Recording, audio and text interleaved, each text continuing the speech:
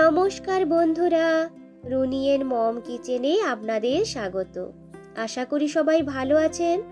আজ আমি আপনাদের সঙ্গে শেয়ার করব রুটি, লুচি, পরোটার সাথে খাওয়ার জন্য চটজলদিভাবে বানিয়ে নেওয়া যায় এমনই একটি নিরামিষ আলুর তরকারির রেসিপি।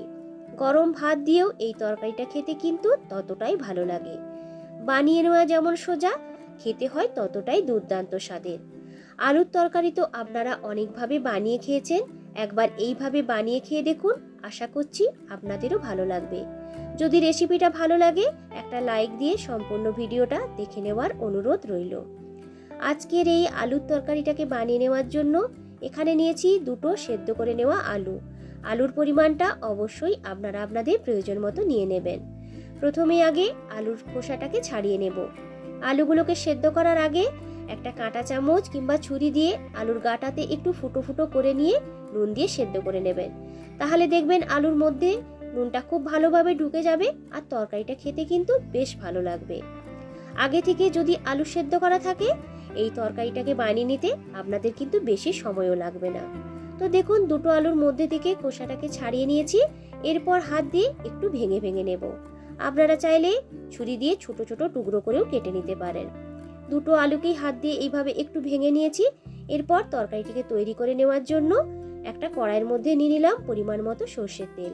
তেলটা যখন একটু গরম হয়ে আসবে দিয়ে দেব 1 টেবিল চামচ গোটা জিরে আর অল্প একটু কালো জিরে।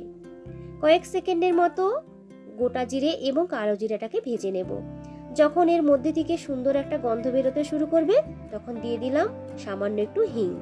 যদি আপনারা হিং পছন্দ না করেন সেক্ষেত্রে স্কিপ করতে পারেন।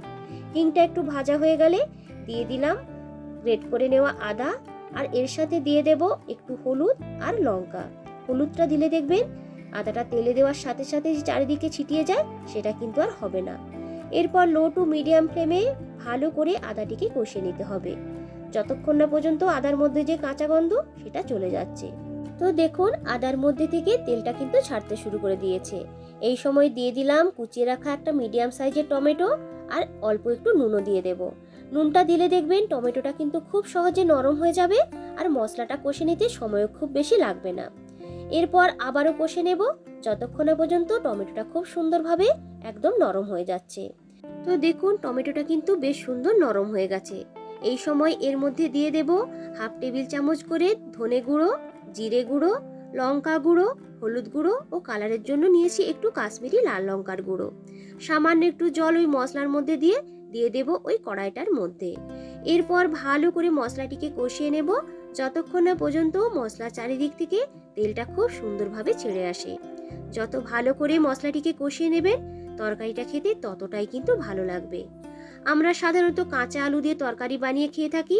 একবার এইভাবে সেদ্ধ আলু দিয়ে তরকারি বানিয়ে খেয়ে দেখুন, আশা করছি আপনাদের ভালো লাগবে। যখন মশলার মধ্যে থেকে তেলটা খুব সুন্দরভাবে ছেড়ে আসবে তখন এর মধ্যে দিয়ে দিতে হবে ভেঙে রাখা আলুগুলোকে মশলার সাথে দিয়ে লো টু মিডিয়াম ফ্লেমে ভালো করে একটু কষিয়ে নেব। এরপরে ঢেকে কিছুক্ষণ রেখে দিলাম। এইভাবে ঢাকা দিয়ে রান্না করলে দেখবেন আলুর মধ্যে মশলার সমস্ত ফ্লেভারগুলো কিন্তু খুব সুন্দরভাবে ঢুকে যাবে। ঢাকনাটি খুলে নেওয়ার পরে আরও কিছুটা সময় কষে নিয়েছি। আলুটা খুব সুন্দরভাবে শুকনো শুকনো হয়ে গেছে। এই সময় এর মধ্যে দিয়ে দিলাম জল।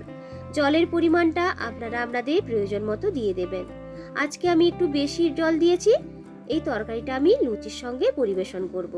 তো দেখুন জলটা দেওয়ার পরে নুনটা টেস্ট করে দিয়ে দিলাম পরিমাণ মতো নুন, আর এর স্বাদটাকে ব্যালেন্স করার জন্য দিয়ে দেব চিনি। এই চিনিটা দিলে কিন্তু মিষ্টি হবে না, তবে তরকারিটা খেতে কিন্তু বেশ ভালো লাগবে। সবকিছুকে ভালো করে মিশিয়ে নিয়ে যখন এই গ্রেভিটা ফুটে উঠবে ঢাকা দিয়ে রেখে দেব 3 থেকে 4 মিনিটের মতো। তো দেখুন গ্রেভিটা কিন্তু অনেকটাই ঘন হয়ে গেছে, কিন্তু একদমই বসে যায়নি। গ্রেভিটাকে এর থেকে খুব বেশি কিন্তু ফোটাবো না। ঠান্ডা হয়ে গেলে দেখবেন গ্রেভিটা কিন্তু এমনিতেই আর একটু ঘন হয়ে যাবে। নামিয়ে নেওয়ার আগে উপর থেকে দিয়ে দিলাম গরম মশলার গুঁড়ো, ধনেপাতা কুচি আর দিয়ে দিলাম একটা চেরা কাঁচা লঙ্কা। যদি আপনাদের কাছে ধনেপাতা না থাকে সেক্ষেত্রে একটু কাসুরি মেথিও দিয়ে দিতে পারেন। সবকিছুকে ভালো করে মিশিয়ে নিয়েছি আর আলুটাকেও চেক করে নিয়েছি সেদ্ধ হয়েছে কিনা। তো দেখুন গ্রেভিটা একটু বেশ ঘন হয়ে এসেছে। এরপর গ্যাসটাকে অফ করে দিয়ে ঢেকে স্ট্যান্ডিং টাইমে রেখে দিলাম 3 থেকে 4 মিনিটের মতো। এই সময় এই আলুর তরকারির সাথে খাওয়ার জন্য কয়েকটা লুচিকে ভেজে নেব। আটাটাকে আগে মেখে রেখে দিয়েছিলাম আর কয়েকটা লুচিকেও বেলে নিয়েছিলাম।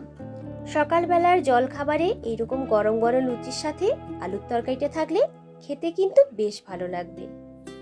রাতের ডিনারে রুটি, লুচি কিংবা পরোটার সাথে খাওয়ার জন্য চটজলদিভাবে আপনারা এইভাবে আলুর তরকারিটাকে কিন্তু বানিয়ে নিতে পারেন। খেতে কিন্তু ভীষণই টেস্টি তৈরি হয়। তো দেখুন, বেশ কয়েকটা লুচি ভেজে নিয়েছি। এরপর আলুর তরকারিটা আপনাদেরকে দেখিয়ে দিচ্ছি। তো দেখুন কতটা দেখতে সুন্দর হয়েছে, আর খেতে কিন্তু ভীষণই টেস্টি হয়। একবার হলেও আপনারা এইভাবে বানিয়ে নেবেন। তো বন্ধুরা, আজকের এই নিরামিষ আলুর তরকারি রেসিপিটা আপনাদের কেমন লাগলো অবশ্যই কিন্তু কমেন্ট করে জানাবেন। ভিডিওটা ভালো লাগলে একটা লাইক ও বেশি বেশি করে শেয়ার করার অনুরোধ রাখলাম। আমার চ্যানেলে যদি নতুন বন্ধু হয়ে থাকেন, অনুরোধ রইল চ্যানেলটিকে সাবস্ক্রাইব করে সাথে থাকার জন্য। একটা কমেন্ট করে যাবেন, সেই কমেন্ট ধরে পৌঁছে যাব আপনাদের পরিবারে।